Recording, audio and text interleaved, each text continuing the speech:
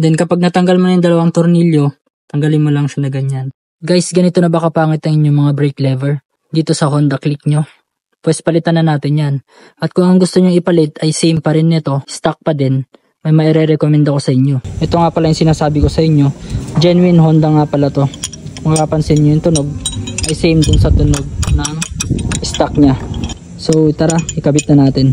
So kailangan nyo nga pala ng dalawang tools. Dahil dito, meron yan sa ilalim. Kailangan nyo munang luwagan itong part na to. So luwagan ko muna guys. Kapag naluwagan nyo na yung nasa baba, maluluwagan nyo na itong part na to na screw. Dahil sobrang tigas nung nasa baba nyan.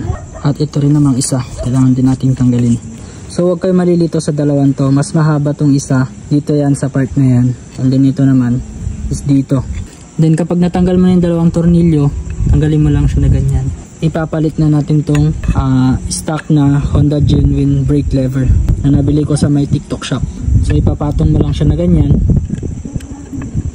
Tapos kunin mo lang yung tornilyo at ipasok mo sa dalawang to. Itong mas mahaba, dito siya sa taas. At ito namang mas maikli ay dito sa baba. Tapos kailangan nating higpitan yan. Huwag nga palang kakalimutan tong tornilyo na to na ilagay dun sa may baba. Tapos kung na siyang may kabit guys, ito na yung itsura niya ngayon. Hindi na siya gas-gas dito. Kaya kung naghanap kayo ng mga Honda Genuine parts, check nyo lang yung nasa yellow basket para sa brake lever na to. At i-visit nyo na rin yung shop niya. Yun lang.